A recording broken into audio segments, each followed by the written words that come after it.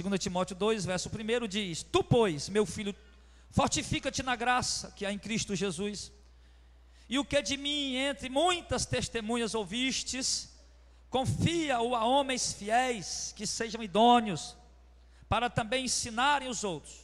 Sofre, pois, comigo as aflições, como um bom soldado de Jesus, o Messias. Ninguém que milita se embaraça com o negócio dessa vida, a fim de agradar aquele que o alistou para a guerra. Se alguém também milita, não é coroado se não militar legitimamente. O lavrador que trabalha deve ser o primeiro a gozar dos frutos. Considera o que eu digo, porque o Senhor te dará entendimento em tudo. Lembra-te de que Jesus, o Messias, que é da descendência de Davi, ressuscitou dos mortos, segundo o meu evangelho, pelo que sofro trabalhos e até prisões como malfeitor, mas a palavra de Deus não está presa. Portanto, tudo sofro, glória. Portanto, tudo sofro por amor dos escolhidos, para que também eles alcancem a salvação que está em Cristo Jesus, como glória eterna. Palavra fiel é esta, que se morremos com Ele, também com Ele viveremos. Se sofremos, também com Ele reinaremos. Se o negarmos, também Ele nos negará. E se formos infiéis, Ele permanece fiel, não pode negar-se a si mesmo. O conselho que Paulo dava para Timóteo nesse momento, irmão. Primeiro, Paulo chamando Timóteo de filho. Como eu já falei para vocês, que Paulo considerava Timóteo de filho, porque Timóteo era filho espiritual. Paulo tinha ganhado aquela vida para Cristo, por intermédio do Espírito Santo. Deus usando ele para pregar o evangelho, e Timóteo se converteu, e Paulo agora chama ele de meu filho, porque Paulo, além de ganhar ele pelo evangelho, também o discipulou, o doutrinou. Então Timóteo cresceu espiritualmente dentro daquilo que Paulo, o apóstolo, havia ensinado. Então por isso Paulo chama ele de meu filho. E ele diz esse conselho para Timóteo, irmão. E eu entendo, irmão, nessa hora, já que Paulo diz isso para o filho dele espiritual, então nós que somos filhos espirituais também, né, do evangelho que Paulo pregou, né, do evangelho que esses homens de Deus pregaram, das cartas apostólicas, filhos espirituais, fomos gerados pela revelação do Espírito Santo, mediante a exposição genuína das Escrituras. Então o conselho que nos dá essa noite aqui, a princípio nessa carta, é que nós devemos nos fortificar na graça que há em Cristo Jesus. Ou seja, que nós devemos nos sentir fortes, mas confiantes na graça, no favor imerecido, na misericórdia de Deus. Entenda, não fortes fiados em nossas próprias obras. Não devemos nos sentir fortes, confiados, porque nós somos melhor do que alguém, porque nós não somos melhor do que ninguém. Não devemos nos sentir fortes, confiados, que nós somos mais justos do que alguém, porque nós não somos mais justos do que ninguém. A única coisa que nos torna justo é a nossa fé em Jesus Cristo e a misericórdia de Deus que nos justifica, é só isso. Então nós não devemos nos sentir fortes na carne, na letra, nem nas práticas da obra da lei, mas nós devemos nos sentir fortes na graça que há em Jesus Cristo. Ou seja, saber que essa graça nos alcançou, foi derramada sobre a sua vida sem que você merecesse, independente de qualquer fraqueza que você possa ter, o poder de Deus está sobre a sua vida, a unção de Deus está sobre a sua vida, a graça de Deus está sobre a sua vida. Então é nisso que você tem que colocar a sua confiança, e é nisso que tem que estar a sua força, amém? Mesmo que você se sinta, Timóteo, ou para nós, incapacitado de fazer determinada obra, mas se fortifique na graça de Deus, porque Deus te usará para realizar determinada obra. Mesmo que você se sinta fraco em determinado momento para pregar para este, ou para realizar esta missão, ou aquele trabalho que Deus está lhe mandando, mesmo na sua fraqueza, faça, porque a força de Deus está na sua vida, por intermédio do Espírito Santo. Então se fortifique, creia nessa força que habita em você. E quando nós nos vemos desprovidos de todas as nossas forças, aí então a gente não tem mais em que se confiar, então a gente se confia apenas no poder de Deus, na força de Deus. Mas não deveríamos esperar as nossas forças se esgotarem para depositar a nossa confiança na força e no poder de Deus. Nós devemos depositar a nossa confiança na força de Deus, mesmo nós estando nos momentos melhores da nossa vida. Porque Paulo disse algo interessante em 1 Coríntios 12 ou 2 Coríntios 12. Paulo diz: quando eu estou fraco, é que eu estou forte. Por isso ele disse: o poder de Deus se aperfeiçoa na fraqueza. Então a partir de agora eu vou ter prazer nas aflições, nas angústias, na necessidade, na escassez, nas perseguições, porque quando eu estou fraco é que eu estou forte. Então entenda isso, irmão. Então por isso, preste bem atenção, por isso, irmão, a força de Deus vai se manifestando na nossa fraqueza, amém? Por isso que nós muitas vezes nos sentimos tão fracos na caminhada. Por isso que você tantas vezes se sente capacitado na caminhada, não é assim? Então, por isso Deus permite, ou Deus proporciona, faz com que você se sinta fraco, incapacitado para quê? Para que o poder de Deus se aperfeiçoe e se manifeste nessa fraqueza. Aí quando alguma coisa, Deus te usar para fazer alguma coisa, Deus te usar para realizar alguma coisa, ou Deus fizer algo por intermédio de você, aí logo você vai saber: não foi eu, porque eu estou fraco demais. Logo foi o poder de Deus que habita na minha vida. Então a gente aprende, a gente percebe, a gente olhar para a vida, irmão, dos apóstolos, olhar para a vida dos profetas, nós vamos ver que esses homens passaram piores tribulações que nós não fazemos nem dimensão das tribulações que eles passaram. Mas em todas aquelas tribulações, o poder de Deus operava tremendamente na vida daqueles homens. Então logo Deus nos quer cada vez mais fracos, para que o seu poder cada vez mais se manifeste por intermédio da sua vida, amém, igreja? Então quanto mais fraco, no dia que você se sentir mais fraco na sua vida, mais abatido, mais desanimado, então pode ter certeza, aquele dia é o dia que Deus vai mais te usar. Lembra de Moisés? Moisés, irmão, ele nasceu lá no Egito, irmão de Arão, né? E naquele tempo o rei Faraó tinha mandado matar os meninos, o macho. As fêmeas podia deixar, mas o macho tinha que matar. Faraó estava já prevenindo um grande exército hebreu no futuro. Então mata os machos, deixa só as meninas. Aí Moisés sobreviveu, colocado dentro das águas, né? Aí o cestinho foi levando, a mãe dele colocou lá. Joquebede, o nome da mãe dele, você lembra? Ninguém lembra o nome dela, não me lembro. É Joquebede?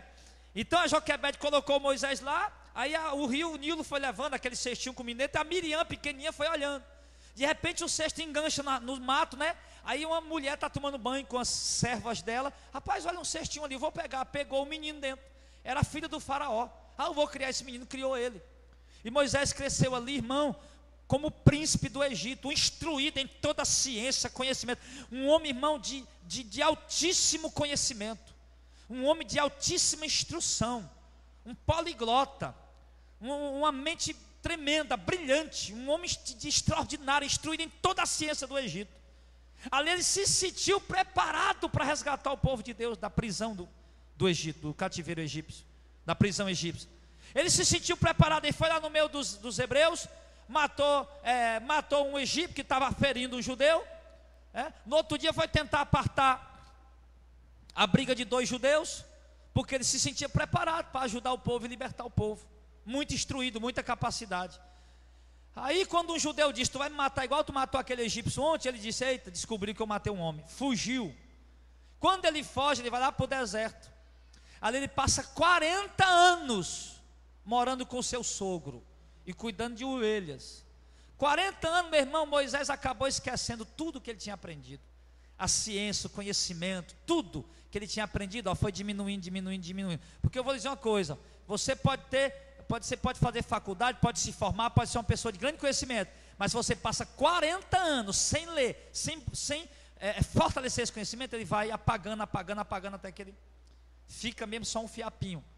Aí agora, quando Moisés já não tem mais aquele conhecimento que ele tinha, aquela autoconfiança que ele tinha, aquela confiança de ser o neto do Faraó, aquela confiança de ter um poder de persuasão, de ser um poliglota, de ser um homem de mente brilhante, de ser podia-se dizer até um erudito, um grande, cheio de conhecimento. Quando Moisés não tem mais essa capacidade, tudo esvaziou dessa capacidade nele. Aí Deus chega e diz: Moisés, agora você está pronto, vai resgatar o meu povo lá do Egito.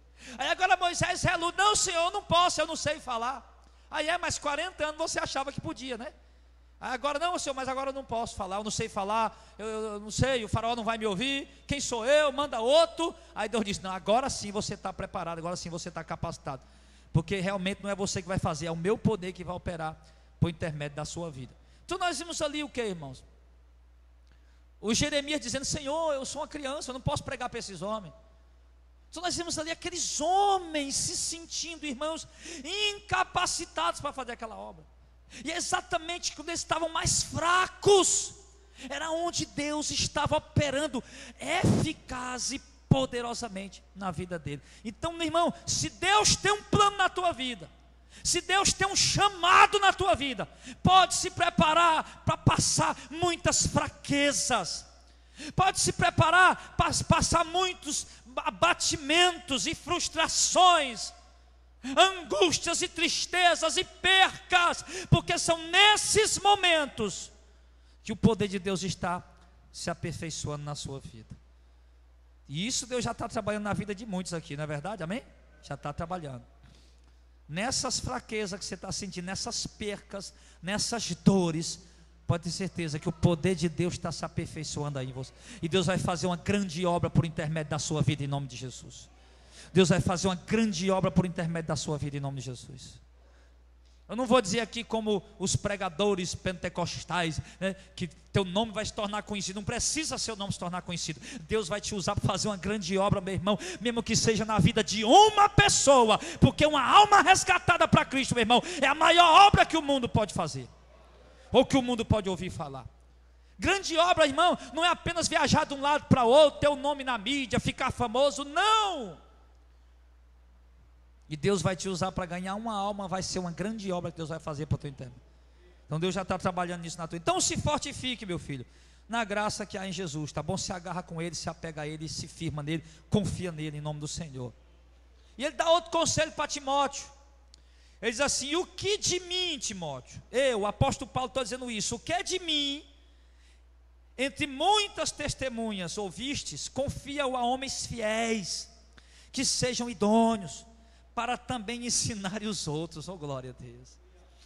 Aqui Paulo está dizendo, Timóteo, olha aí, irmão, Timóteo, há uma necessidade de ensinar a outras pessoas.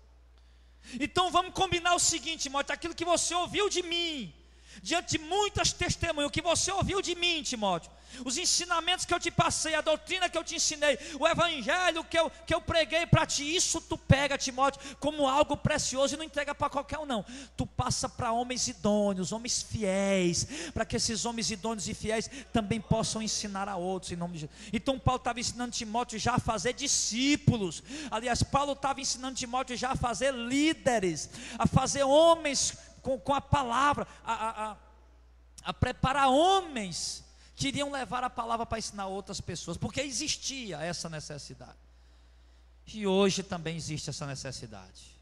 Existe a necessidade, irmão, de nós passarmos o que Deus tem revelado para nós, para pessoas idôneas, pessoas fiéis, para que essas pessoas idôneas e fiéis possam ensinar outras pessoas. Irmão Gilmar, esses dias, ele teve um sonho. Nós sabemos, irmãos, que a pregação do verdadeiro aqui, evangelho em Fortaleza, é muito escassa. É muito escassa. Vocês mesmos já andaram peregrinando por em algumas igrejas e não conseguiram encontrar. E pela misericórdia de Deus, a maioria encontrou aqui nesse ministério. Não que seja melhor do que ninguém, ou o pastor aqui seja mais capacitado que ninguém, que eu sou só um abestado, um Zé Ninguém, um burrinho. Se você conhecesse o meu QI de capacidade, você ia, meu Deus, algum pastor é burro. Você ia pensar isso, pode ter certeza disso. Então, mas você veio conhecer essa verdade aqui, e isso já testifica o quê? Que é, na fraqueza do pastor, já é o Espírito Santo que está operando, é isso que nós estamos falando.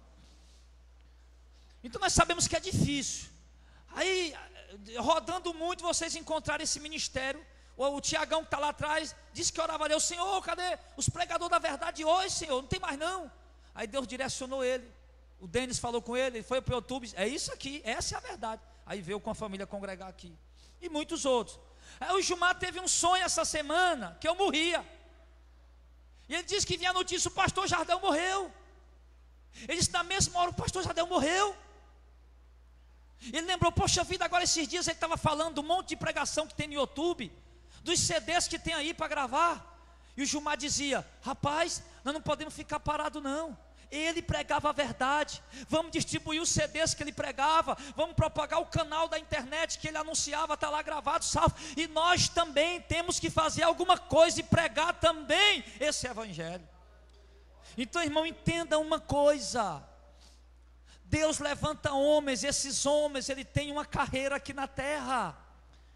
E quando esses homens completam a sua carreira, eles têm que partir e voltar, partir para o lugar onde Deus quer que eles partam, para a glória.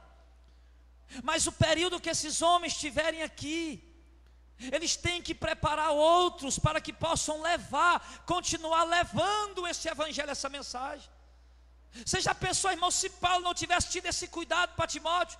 Timóteo, o que eu te passei, passa para outros, para que esses outros vão ensinando a outros, e os outros ensinem a outros, e assim o evangelho vai se propagando.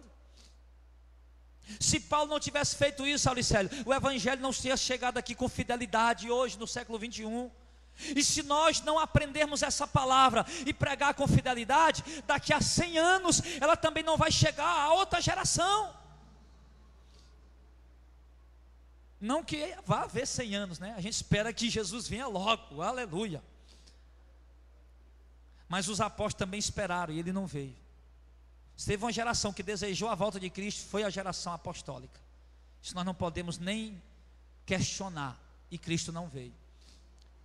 Então, irmãos, nós temos que pegar essa palavra. Vocês que são idôneos, vocês que são fiéis, irmão, guardem esta palavra que vocês têm aprendido, recebido, e passem para outras pessoas, ensinem a outras pessoas, para que este evangelho vá sendo propagado, vá sendo difundido, espalhado, porque na hora que um de nós faltar, sim, daqui 100 anos, esse evangelho, essa chama, possa continuar acesa no coração das gerações futuras, meus irmãos.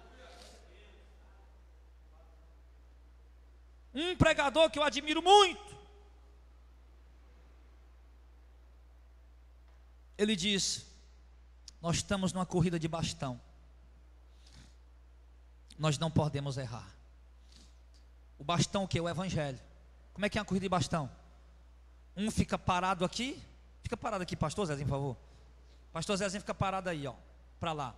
Aí o outro vem correndo na pista. Corrida de bastão, já viu nas Olimpíadas, né? Vem correndo, arrodeia tudo. Quando ele chega perto do outro, ele entrega o bastão aqui, aí o outro já sai correndo. Bastão. Ou seja, nós estamos numa corrida de bastão. Obrigado, pastor Zé. Nós temos que passar o evangelho para gerações futuras, para gerações vindouras. Para que o evangelho fiel e verdadeiro, irmão, jamais o fogo dele vinha se apagar no coração da igreja. Quase que nessa geração o evangelho, a corrida de bastão não tinha chegado até nós. Mas Deus, pela sua infinita misericórdia, como Ele é o dono da história, Ele é quem faz a história, Ele não deixou o evangelho faltar para essa geração.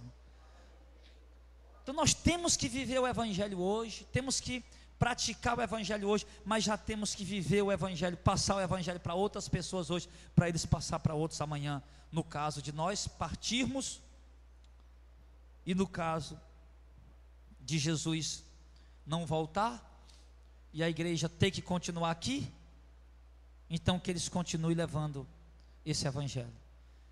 Então Paulo disse a Timóteo, olha, Paulo, irmão, veja uma coisa nas cartas de Paulo. Paulo tinha muito cuidado de desperdiçar o tempo dele. Quando Paulo escreve para os Gálatas, para os Coríntios, Paulo diz: rapaz, eu acho que eu corri em vão. Eu fiquei preocupado que eu acho que eu trabalhei em vão para vocês. Eu perdi meu tempo aí, pregando o evangelho. Inclusive na carta aos Gálatas, Paulo está muito preocupado. Ele diz: insensato Gálatas, quem foi que fez você retroceder da verdade? Porque eles agora estão querendo seguir a lei, e estão caindo da graça. E Paulo está preocupado: será que o tempo que eu passei na Galácia aí foi tudo em vão? As perseguições que eu sofri, as pedradas que eu sofri, eu não me importo, para mim é glória pelo evangelho. Mas será que foi tudo em vão para vocês? Que não seja em vão. Então Paulo tinha essa preocupação, irmão. Paulo tinha essa preocupação de passar o evangelho a pessoas idôneas, sabendo que essas pessoas idôneas iam levar o evangelho verdadeiro, não iam se corromper, não iam se vender. Não iam se vender. E eu vou lhe dizer uma coisa aqui, jovens ministros, jovens que eu digo que tem alguns, talvez um pouco mais velhos do que eu, ou da mesma idade. Eu digo jovem na carreira de ministério, né? Não. Vou dizer uma coisa para vocês: pregando esse evangelho verdadeiro, muitas vezes Satanás vai acusar vocês de, vocês mesmos vão se achar que vocês estão sendo arrogantes, prepotentes, orgulhosos, estão querendo ser melhor do que ninguém. Tudo é seta do diabo. Estão querendo ser melhor do que os outros. Tudo é seta do diabo. Tudo é seta do diabo. O diabo vai colocar isso na mente de vocês muitas vezes. Ele vai tentar parar vocês de pregar esse evangelho verdadeiro muitas vezes. Você acha, não, muitas vezes eu me senti, rapaz, eu estou me sentindo melhor do que os outros. Estou me sentindo mais importante do que os outros. Só a nossa igreja que está salva, só nós que estamos certos. O diabo começou a jogar esse pensamento na minha mente. E nós não podemos, irmão, sabe, aceitar, não vamos ceder aqui um pouquinho para isso, para aquilo. Não podemos. Repreende essa seta do inimigo e continua pregando o evangelho com fidelidade. Faça isso em nome de Jesus. Então, irmão, nós temos que passar o evangelho para pessoas idôneas. Ou seja, pessoas capacitadas, qualificadas para fazer esse trabalho. Pessoas fiéis. E é isso, irmão, que eu espero de vocês. É isso que Deus espera de nós. É isso que eu espero de vocês como pastor de vocês. Que vocês sejam idôneos na propagação desse evangelho, que vocês sejam fiéis na propagação dessa palavra, que vocês não venham se embaraçar, irmãos, aí com amizades, com elogios, com blá blá blá, que vocês venham manter a fidelidade no evangelho, meu irmão, mesmo em meio às piores percas, mesmo que seja para perder todas as amizades que você tem, mas que você mantenha a sua fidelidade ao evangelho e à pregação desse evangelho verdadeiro. Então, Paulo tinha esse cuidado. E nós temos que ter esse cuidado. Paulo diz: confia a homens fiéis, que sejam idôneos, para que também ensine os outros. Paulo não dava oportunidade na igreja para qualquer pessoa. Paulo não enviava qualquer missionáriozinho para qualquer lugar, não. Mesmo que Timóteo era um jovem pastor ainda, inexperiente, de 21 anos, 22 anos. Mas Paulo enviou Timóteo mesmo assim, sem toda aquela instrução. Timóteo não tinha a capacidade que Paulo tinha, a instrução que Paulo tinha a respeito do reino. Mas Paulo sabia: eu vou mandar esse menino, mesmo que ele não tenha a instrução toda, mas eu vou mandar porque eu sei que ele é idôneo e é fiel. Porque o que eu disser para ele, ele vai fazer, vai cumprir. Então nós vamos ter um ministro fiel. Mesmo que ele vai chegar lá, não vai saber resolver alguns assuntos, mas eu vou mandar ele, depois eu mando as cartas para instruir ele, e aí ele vai, eu tenho certeza que ele vai cumprir o que eu vou dizer. Então a confiança de Paulo era essa. Tanto que Paulo disse: estou escrevendo isso aqui, eu pretendo ir até vós, mas estou escrevendo isso aqui para que, se eu tardar, você aprenda como andar na casa de Deus, que é a igreja do Deus vivo. Então Paulo tinha esse cuidado. Então não podemos, irmão, estar de fato, cedendo o púlpito, cedendo espaço, as oportunidades para qualquer pessoa, ou enviando qualquer pessoa para qualquer lugar. Primeiro nós temos que conhecer, conversar, e através de uma conversa, de diálogos e conversa, você vai conhecendo se aquela pessoa é uma pessoa idônea, é uma pessoa preparada, é uma pessoa que vai ter zelo pela verdade, ou se é uma pessoa que corre o risco de se corromper e se desviar. Então a gente tem que ter esse cuidado.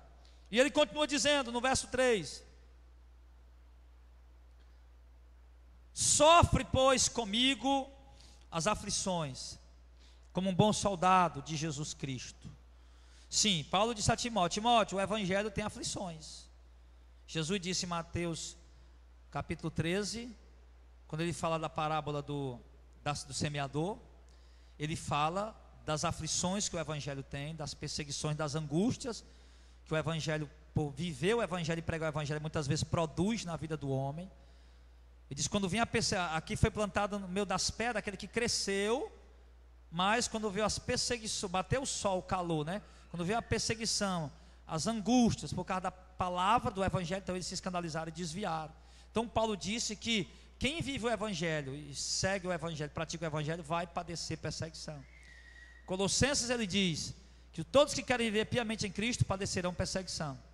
Do Colossenses 1, ele diz que quanto a nós, em relação a Cristo, foi nos dado não somente crer nele, mas também sofrer por ele.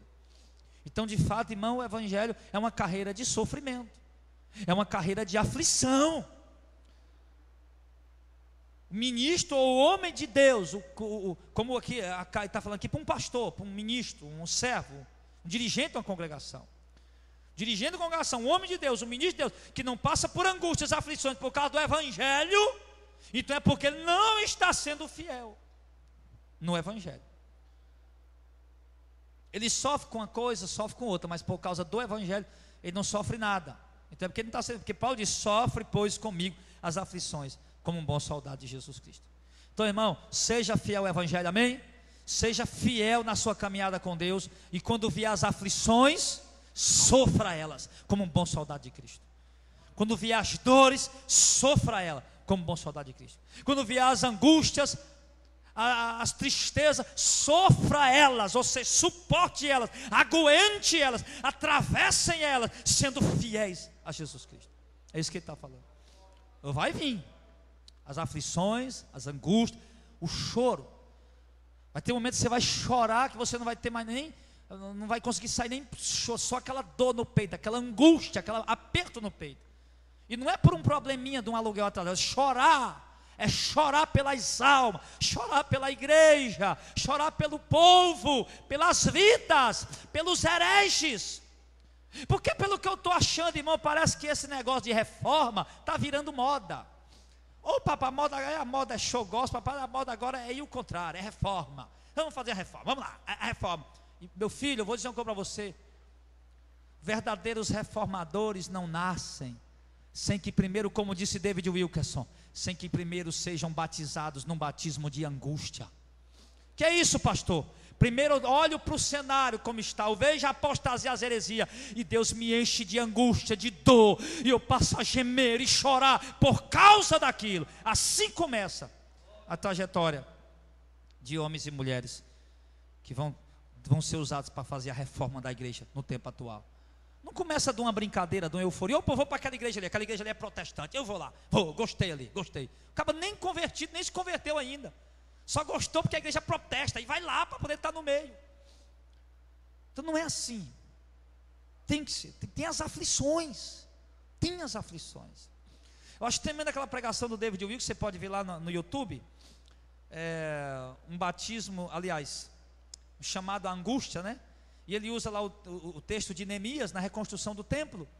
E quando chega pessoas, lá em Neemias capítulo 1, se eu não me engano, e chega lá e Neemias pergunta: como é que está Jerusalém? Jerusalém está destruída. E o povo está lá com fome, está lá morrendo. O que ficou lá está morrendo de fome no meio das ruas. O templo está destruído, as muralhas estão tudo derrubadas, a coisa está feia lá, acabou tudo.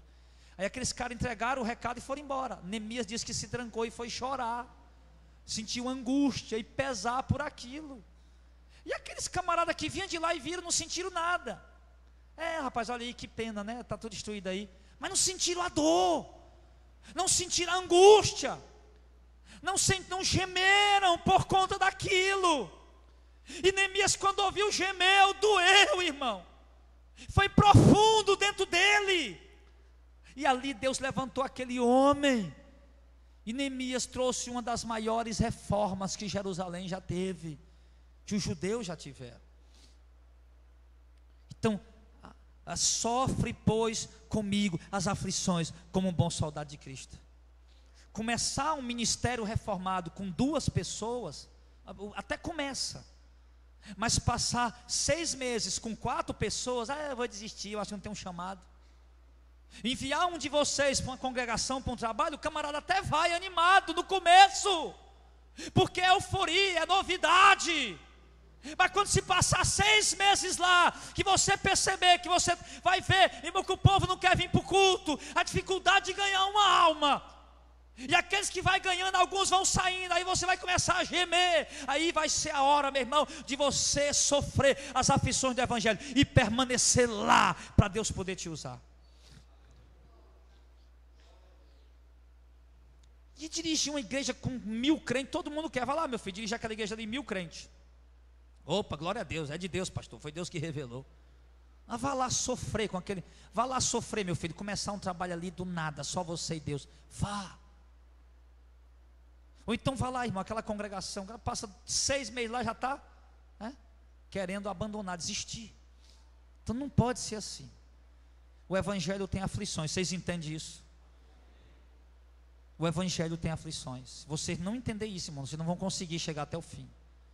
Isso era para Timóteo, um jovem ministro. Isso é para nós também, que temos o chamado, somos obreiros, e é para toda a igreja. O evangelho, a carreira do evangelho tem aflições, e vocês precisam sofrer essas aflições. Sofrer quer dizer suportar, aguentar e permanecer fiel a Deus, em nome de Jesus.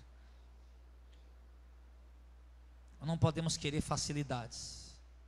Nós temos que entender que mesmo trabalhando com fidelidade a Deus, haverá as dificuldades, haverá as escassez, haverá os momentos que vai faltar tudo, e você vai dizer: meu Deus, de onde vai vir? Haverá momentos difíceis, mas você tem que sofrer as aflições, amém? Se prepare para isso, temos que nos preparar para isso, em nome do Senhor. Sofre, pois, comigo, como um bom soldado de Cristo. 4. Ninguém que milita, militar quer dizer lutar, guerrear. Ninguém que milita se embaraça com o negócio dessa vida, a fim de agradar aquele que o alistou para a guerra. Aqui Paulo estava dando um conselho para o jovem pastor, né? Timóteo, olha, tu foi chamado para militar, foi chamado para dirigir uma igreja, para presidir uma igreja. Tu não pode se embaraçar com os negócios dessa vida. Tu não pode se enrolar com as coisas dessa vida. Tu foi chamado, por exemplo, um homem que é chamado para a obra, ele tem que ter tempo para a obra. Um homem que é chamado para a carreira do ministério, ele tem que ter tempo para a carreira do ministério. Alguém que é chamado para o exército brasileiro, alguém que milita não se embaraça com os negócios dessa vida. A dedicação agora dele é o que lá? Dentro do mato, comendo capim, subindo em cima de pé de pau, se arranhando, se cortando, dormindo cedo, acordando 3 horas da madrugada, todas as horazinhas, tudo regular, os exercícios na hora certa, almoço na hora certa, janta na hora certa, tudo na hora certa. É uma vida dedicada àquilo, para quê? Com os passares dos meses ele esteja preparado para ir para o campo de guerra e vencer o inimigo, aprender táticas, técnicas, estar dedicado àquilo, e depois ir para o campo dedicado à guerra. Se ele estiver lá no campo de batalha, embaraçado com os negócios dessa vida, ele leva um tiro de fuzil na cabeça e estoura igual um balão com água. Outro dia disse que tinha aí um segurança desses que trabalha aí, armado, sei lá, e o cara estava aí. De repente chegou uns camaradas lá, pá, deram um tiro e mataram o cara. O cara estava o quê? Segurança armado, navegando na internet, na hora que não devia estar navegando, agarrado com o celular, displicente. Chegou um cara lá para tomar a arma dele. O que vocês acham que esses caras do raio, quando param no sinal, desce um e fica olhando para trás com aquele negócio lá?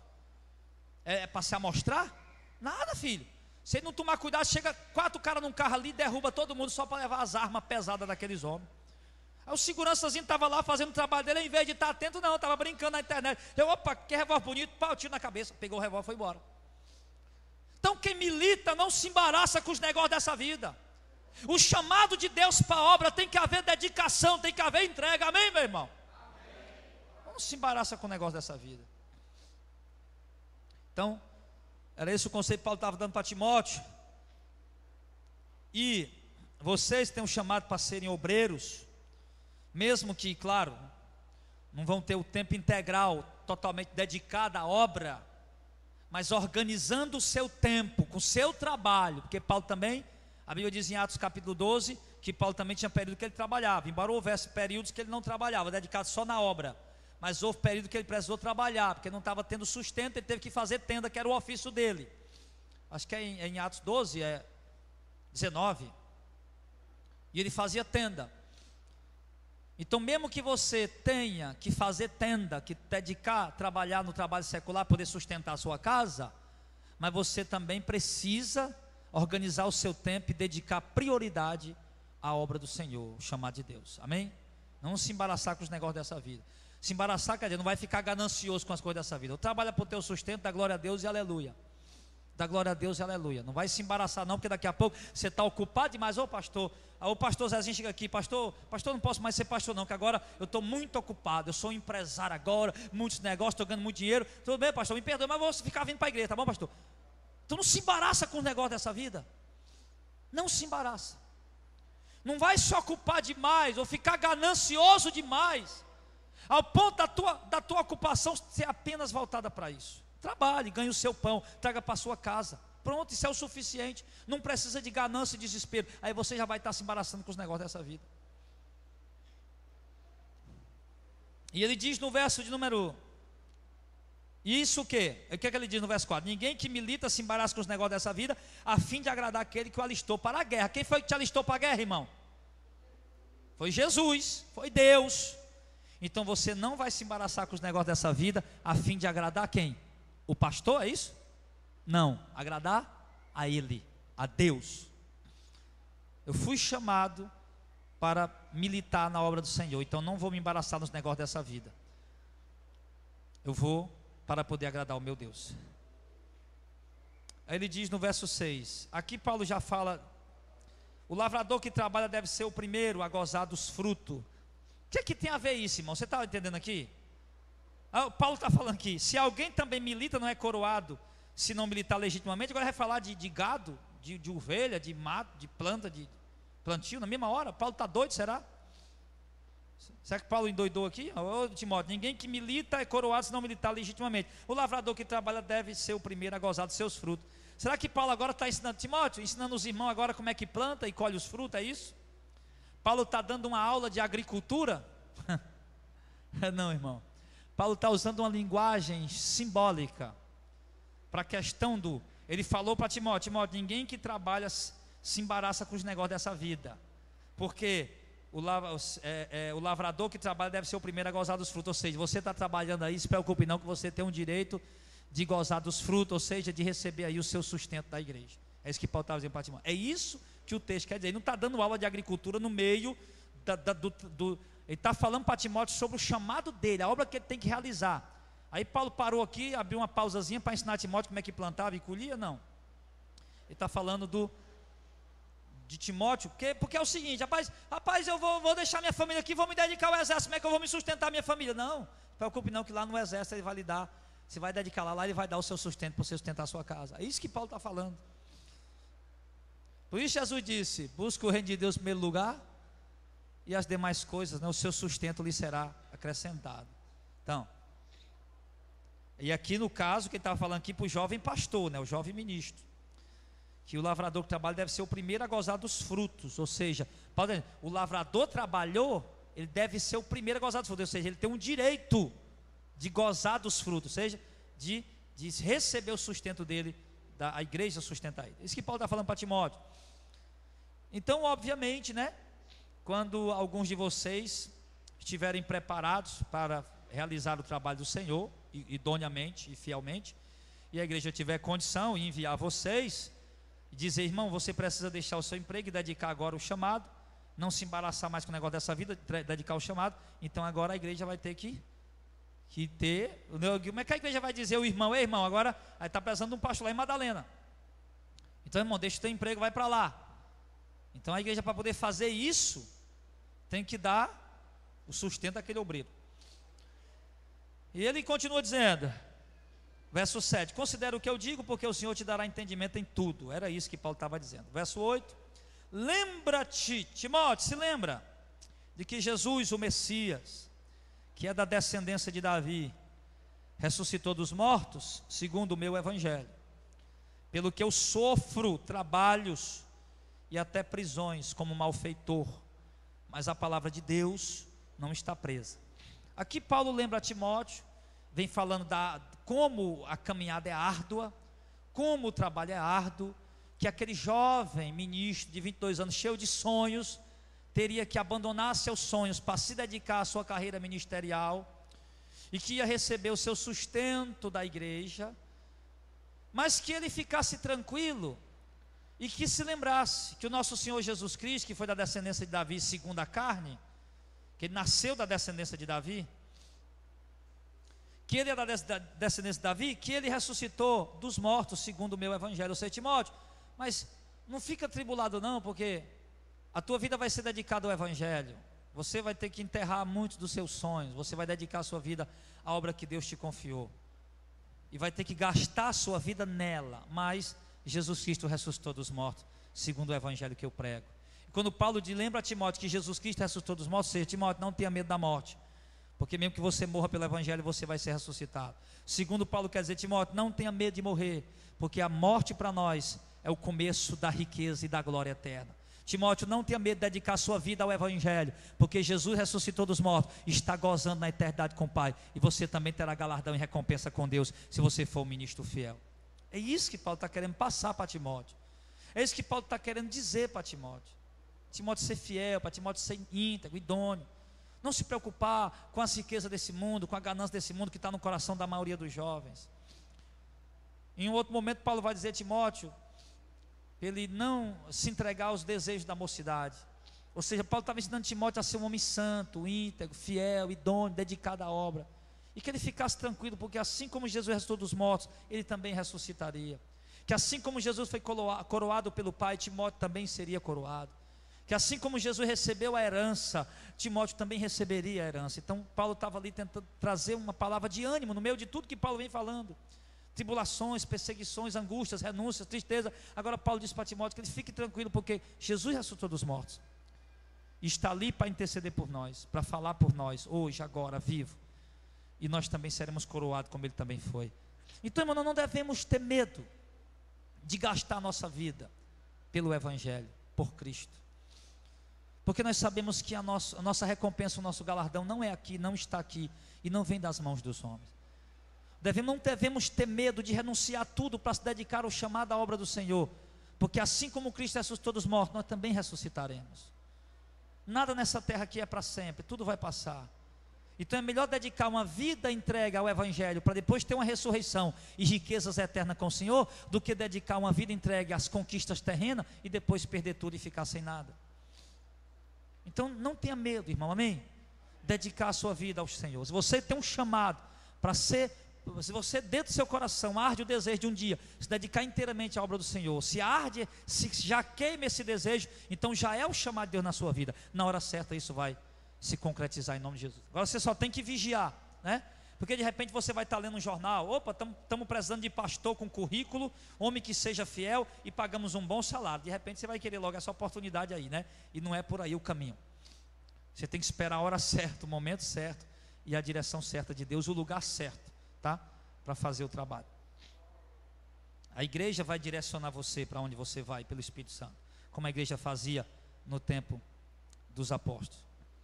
E ele diz no verso número 9, ele diz que Jesus ressuscitou dos mortos segundo o meu evangelho. Quando Paulo diz o meu evangelho, não que o evangelho fosse dele, mas quando Paulo diz, ainda no final do verso 8, então o meu evangelho, ou seja, o evangelho que eu prego, que Deus me revelou e que eu prego, é isso que Paulo está querendo dizer. Porque alguns, quando lê as cartas de Paulo, acham Paulo arrogante, prepotente, orgulhoso. É isso que a princípio dá, se entende. Quando Paulo fala lá em Coríntios, né, que a graça de Deus na minha vida não foi vão, antes eu trabalhei mais do que os outros apóstolos. Então às vezes parece que esse tal de Paulo aí é meio, né, é meio bola cheia, né, ele está meio exaltado, mas não.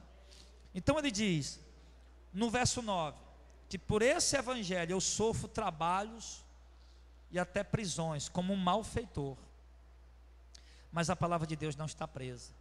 Olha aqui, irmão, Paulo está dizendo o que aqui nessa hora? Exatamente aqui nessa hora, que nós entendemos pelo que Paulo está dizendo, que ele está preso nesse momento em Roma, a segunda prisão em Roma. Paulo está na sua segunda prisão, e ele diz que está preso. A primeira prisão que Paulo teve lá em Roma foi uma prisão domiciliar. Ele tinha o direito de receber pessoas, era um regime aberto, ele podia andar nas ruas da cidade, só que ele não podia era sair da cidade, ele tinha que ficar dentro da cidade. Então Paulo, como era um homem, ele ficava lá. Então só que agora é diferente, Paulo não está preso mais numa prisão domiciliar, Paulo está preso dentro de um calabouço embaixo, na parte de baixo, é subterrâneo, numa parte subterrânea, uma cela fria, escura, cheio de insetos, de ratos talvez andando por ali. Enfim, Paulo está preso ali agora e diz que agora a prisão dele é diferente. Agora ele está preso como malfeitor. Como malfeitor. Sofre trabalhos e prisões como malfeitor. Então naquele momento a situação já tinha ficado mais difícil para o apóstolo. A princípio as coisas não eram tão difíceis, mas cada vez foi ficando cada vez mais difícil. Só que ele diz interessante que mesmo ele estando preso, a palavra de Deus não está presa. Porque inclusive essa carta que ele escreveu lá daquela prisão, e hoje nós estamos aqui realmente, se Paulo pudesse ouvir, que ele não pode, lógico, né? Mas realmente, Paulo, você estava preso, mas a palavra de Deus não.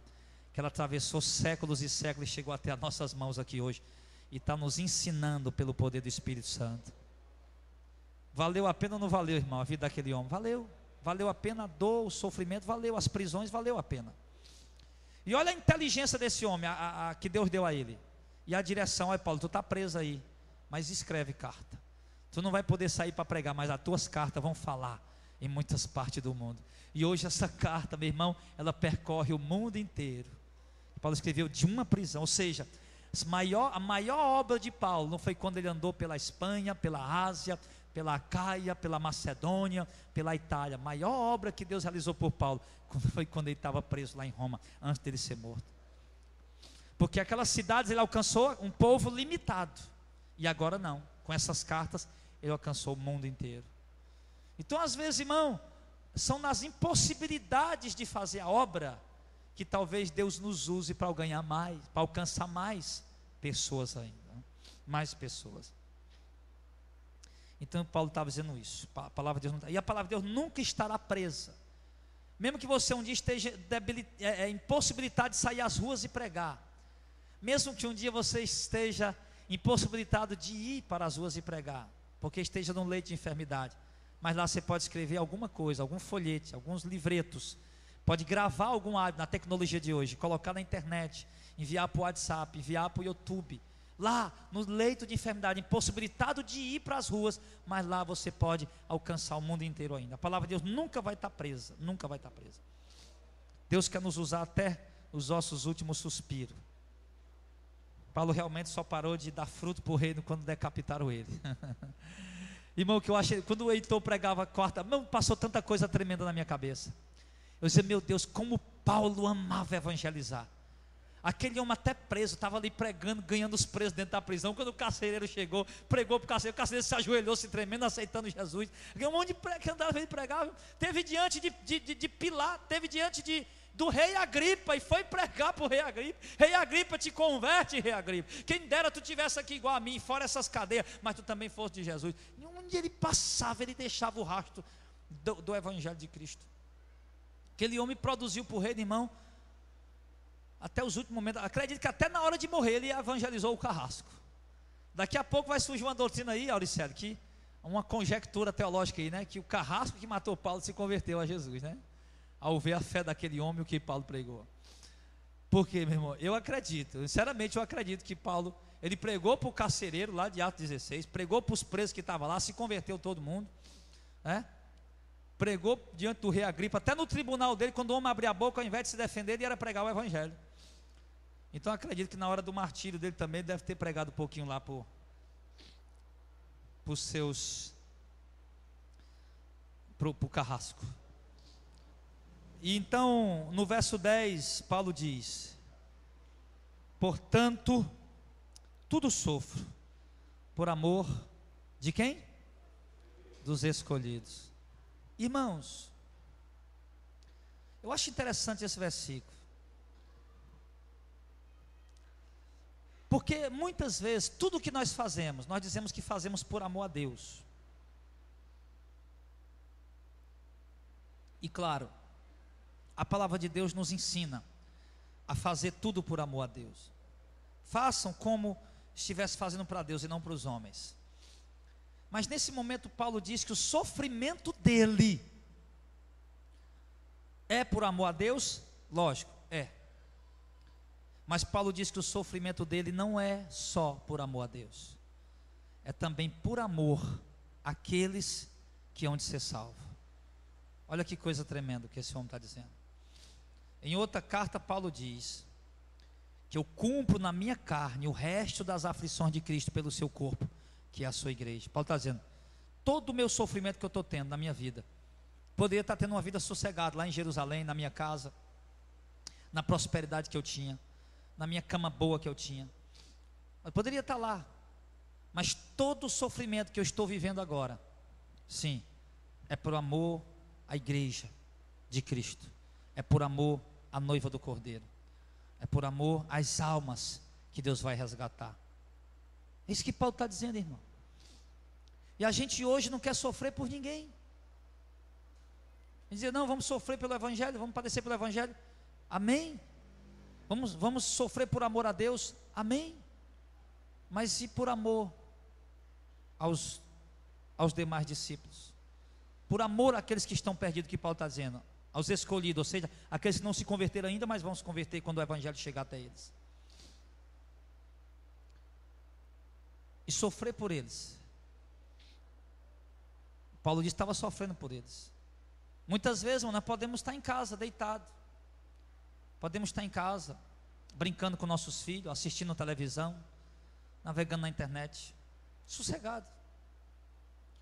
Mas outras vezes, nós podemos renunciar esse lazer, essa tranquilidade, e ir para dentro de uma favela, gritar o Evangelho lá dentro, para ver se a gente encontra algum escolhido de Deus. Padecer um pouquinho ali dentro, se encontrar com homens armados e pregar o Evangelho para eles, se encontrar com pessoas drogadas e pregar o Evangelho para eles. Ou de repente nós podemos ir ao centro, no meio daquela praça ali, e começar a pregar para aquelas pessoas, para ver se a gente encontra algum escolhido. Enfim, o sofrimento que Paulo passou foram pedradas, açoites, prisões. Hoje, aqui no Brasil, pelo menos por enquanto, nós não estamos sofrendo isso. Os sofrimentos aqui para ganhar uma alma é o mínimo possível. É a cabeça no sol, é de deixar ali um pouquinho o conforto de casa, ir para as ruas, é viajar um pouquinho para aqui, para lá. O sofrimento é esse, mínimo. Mas aquele homem sofria mesmo, era cadeias e prisões. Então, Paulo diz que o que ele está sofrendo, portanto, tudo sofre por amor dos escolhidos. Então, irmão, e o pior, Paulo pregava o Evangelho por amor aos escolhidos, e muitos nem entendiam ele, né? Iam bater no rapaz, iam bater no homem, espancar ele, né? Prender ele. Achava que ele estava pregando por birra contra Roma, por birra contra o judaísmo, por birra contra o estoicismo, outras religiões que tinham lá. Não era por birra, era por amor a ganhar as almas que estavam ali, a resgatar as vidas que ali estavam. Era por amor aquelas vidas. E a pregação, lógico, obviamente, ela ia contra aquelas religiões, mas ele não pregava apenas para ir contra aquelas religiões, ele pregava por amor aquelas vidas. Então, quando nós formos abrir a boca para pregar, irmão, que não seja apenas para protestar, porque senão daqui a pouco nós vamos virar protestantes secos, vazios de amor, então não vai ter proveito nenhum o nosso protesto. E quando nós formos abrir a boca para pregar, mesmo que seja por protesto, mas que seja por amor àquelas almas que estão ali, se perecendo, se perdendo. Então ele diz no verso número 11, palavra fiel é esta, que se morremos com Ele, com Cristo, também com Ele viveremos. Oh glória! Se você morrer, porque no caso lá na época, as perseguições eram de morte. Irmãos, se nós morrer com Cristo, nós vamos viver com Ele. Ou seja, quando nós partir daqui, nós já vamos se encontrar com Ele lá na glória. Foi isso que Estevão falou quando estava sendo apedrejado. Estevão disse, eu estou vendo o céu aberto, estou vendo a glória de Deus e Jesus, o Filho de Deus, em pé à direita da majestade. Estevão, ao invés de gritar, Jesus, tu está me vendo, me livra dessa hora, ele disse, nada, Jesus, eu quero ir para aí, receba o meu Espírito. Paulo está dizendo aqui, irmão, que se nós morrermos com Ele, nós morrermos com Ele, se nós sofrermos com Ele, aliás, se nós morrermos com Ele também nós viveremos. Então Timóteo, Estevão sabia para onde estava indo. Quando Estevão viu aquela glória e disse, fica mais aqui? Quero nada. Eu podia bem pedir um livramento agora e contar o testemunho, mas não, eu quero é morrer mesmo, eu quero ir para o Senhor. Ele diz, eu sei que vou viver com Ele. Irmão, nós temos que ter essa convicção, amém, pessoal? Temos que ter essa certeza no coração. A morte tem que deixar de ser um bicho de 7 cabeças para nós. Nós não vamos se oferecer para ela, lógico, mas também não vamos vir apavorado com medo da morte. Paulo está dizendo, se nós morrer com Cristo, sendo fiel a Ele, vivendo para Ele, nós vamos viver com Ele. E por isso Paulo dizia para uma determinada igreja, eu prefiro antes partir estar logo com Cristo, que é incomparavelmente melhor. Mas por causa da necessidade, eu tenho que ficar aqui com vocês para poder ensinar vocês. Mas Paulo queria logo partir e estar com o Senhor. Então, que essa é uma palavra fiel. Ele está dizendo que isso não é mentira, isso é fidelidade da parte de Deus. Que se nós morrermos sendo fiéis a Ele, nós também vamos viver com Ele. Então, ou seja, só vai viver com Ele também quem for fiel a Ele. Eu pergunto, como é que anda aí tua fidelidade, meu irmão, a Deus? E se você morrer sendo infiel, filho, você não vai viver com Ele não, viu? Mas se você sendo fiel e morrer, aí você vai viver com Ele, em nome de Jesus. Então tenha cuidado com a sua fidelidade. Porque qualquer um de nós pode morrer a qualquer momento. E morrer sendo infiel, a coisa é feia. Mas se morrer sendo fiel, meu irmão, então, eu estava falando com o irmão ontem, eu conheci umas pessoas que tiveram umas experiências aí. Uma irmã que foi fazer uma cirurgia, adoeceu, sei lá, e ali ela disse que estava lá na cirurgia, muito arriscada, perdeu um filho, ia morrendo. Ela disse que teve um sonho, uma revelação, uma visão, alguma coisa lá. Ela disse que se viu chegando no paraíso, e vendo anjos e conversando com pessoas, aquele lugar lindo, glorioso, ali. E alguém chegava para ela e disse, vai ter que voltar. E ela tem um marido, ama o marido dela, tem uns filhos, ama os filhos dela. Ela diz, não quero voltar. Não, mas você tem que voltar, por favor, não quero voltar, você tem que ir. Aí ela, está aí, né? Já teve outra irmã também, que outro dia também, me contou um relato parecido. Então, meu irmão, quem vai para lá, se tivesse a oportunidade de voltar, não queria voltar, não queria.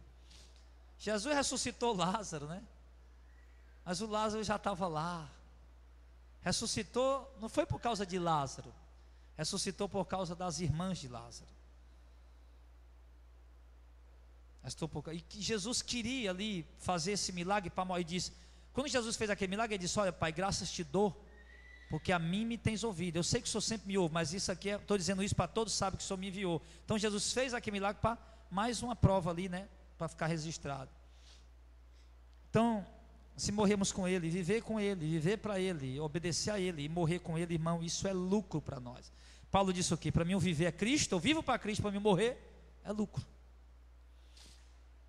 E ele diz aqui, verso 12: se sofremos com Ele, também com Ele reinaremos. Ou seja, eu me lembro que está lá em Romanos 8,17, ele diz assim: se somos filhos, somos logo herdeiros também, herdeiros de Deus e co-herdeiros com Cristo. Se com Ele sofremos, também com Ele seremos glorificados. No verso 18 ele diz: porque para mim tenho por certo que as aflições desse tempo presente não podem se comparar com a glória que em nós há de ser revelada. Paulo em 1 Coríntios capítulo 12, ele diz que foi arrebatado até o terceiro céu e ouviu palavras inefáveis, das quais não é lícito o homem ouvir. Paulo disse, eu fui arrebatado, não sei se eu fui no espírito, ou no corpo ou fora do corpo, foi algo tão real, eu só sei que eu ouvi palavras que não tem como eu exprimir, explicar o que eu ouvi, e era glorioso o que eu ouvi lá. E Paulo fala sobre isso, Paulo fala disso, você vê, e ali Paulo vai e fala também em outro momento, que as tribulações do tempo presente produzem para nós um peso eterno de glória. O apóstolo, a carta aos Hebreus diz que nós não devemos estranhar as ardentes provas. Aliás, Pedro diz que nós não devemos estranhar as provas de fogo que surgem, como se algo estranho estivesse acontecendo, porque os nossos irmãos também estão sofrendo isso no mundo inteiro. Mas devemos nos regozijar pelo fato de estarmos sendo participantes também das aflições, como Cristo passou. Diz que isso é um motivo de alegria para nós. Por que, pastor, sofrer por Cristo? Porque o próprio Jesus disse em Mateus 6, ele disse que bem-aventurados são vocês quando você for perseguido e odiado por causa do meu nome, porque assim perseguido e odiado também os profetas que vieram de vós. Então Jesus sempre diz que bem-aventurado e feliz é o homem que sofre por ele e pelo evangelho dele. Ele dá exemplo em outro momento dos profetas que sofreram pelo Senhor e o fim que Deus deu a eles. Ele diz, Pedro diz, nós temos por bem-aventurados os que sofreram pelo nome do Senhor. Então ele diz aqui que se nós sofrermos com Ele, nós vamos reinar com Ele. Então, querido, reinar com Cristo todo mundo quer, mas sofrer com Ele, aí é outra história. Ei, vocês querem reinar com Cristo? Queremos sim, mas aí não querem sofrer com Ele, abandonando os prazeres da carne, os prazeres do mundo, renunciando às orgias, às bebedeiras, sofrendo por fazer a obra. Querem reinar com Cristo, mas não querem sofrer, padecer com Ele, o mínimo. O mínimo. O cara não quer reinar com Cristo numa mesa de bar enchendo a cara de cachaça? Quer reinar no Cristo no quarto do motel se prostituindo? Quer reinar com Cristo traindo a mulher, traindo o marido? Quer reinar com Cristo curtindo os prazeres do mundo? Como é que você vai reinar com Cristo desse jeito, meu irmão? Vai reinar com Cristo sofrendo e padecendo por Ele. Então, renunciar aos desejos da carne também é um tipo de sofrimento por amor a Cristo. Porque a carne vai querer, você vai dominar ela. E ali você vai estar sofrendo por ser fiel a Deus, pela fidelidade a Deus. Então, se sofremos com Ele, vamos também reinar. Então, lembra disso, irmão. Por maior que sejam os sofrimentos que você venha se deparar nessa caminhada, deve permanecer sempre fiel a Cristo, para que você possa reinar com Ele, amém? Uma vez a mulher ligou para mim: pastor Jardel, não estou mais aguentando. Uma senhora que me ouviu pela rádio, não conheço, nunca vi. Meu marido me deixou, a minha filha falta bater em mim, pastor, uma tribulação tão grande em casa, eu estou para abandonar tudo, jogar tudo para cima. Eu disse: não, minha irmã, desligue o telefone agora, caia de joelhos e diga: Senhor, eu estou profundamente angustiado, a tribulação está ruim na minha vida, mas eu te amo e não vou sair da tua presença nem um instante. Tem que ser assim. É isso que diz. Sofrer, padecer, suportar e atravessar o sofrimento, sendo fiel a Ele. E para concluir, no verso 12 ainda ele diz: se sofremos também com Ele, reinaremos. Se o negarmos, também Ele nos negará. Agora isso aqui eu acho tremendo. Porque no verso 13 ele diz: se formos infiéis, Ele permanece fiel, porque não pode negar-se a si mesmo. Se nós morrer com Ele, nós vamos ver com Ele. Se nós sofrer com Cristo, nós vamos sofrer com Cristo, é sofrer porque está vivendo a verdade, vivendo o Evangelho. Se nós sofrermos com Ele, também vamos reinar com Ele. Se nós formos infiéis, Ele permanece fiel, porque Ele não pode negar essa natureza dele, porque Ele é uma natureza fiel. Mas, se nós negar a Ele, Ele também nos negará. O único momento que Cristo nega alguém é o momento que alguém nega a Ele. E Ele já disse isso no Evangelho, não disse? Aquele que me negar diante dos homens nessa geração, aqui nessa geração adúltera e corrompida, que vocês não têm vergonha, os homens não têm vergonha de se vestir como mulher, os homens não têm vergonha de botar uma peruca feia, um óculos rei de palhaço, uma cachaça aí no carnaval, jogar goma nos outros, as mulheres não têm vergonha de andar nua, de exibir o seu corpo, os outros não têm vergonha de nada, e vocês vão ter nessa geração corrompida. Se vocês se envergonhar de mim, eu vou me envergonhar de vocês também. Ninguém se envergonha de nada, e você vai se envergonhar de Jesus, então eu também vou me envergonhar de vocês. Então ele disse que não vamos nos envergonhar do Senhor, porque se nós nos envergonharmos dele, Ele também vai se envergonhar de nós diante dos seus anjos, diante do Pai. Se você quiser ouvir Jesus dizer: venha bendito do meu Pai, tome posse do reino que eu preparei para ti desde a fundação do mundo, então seja fiel a Ele e não se envergonhe dele.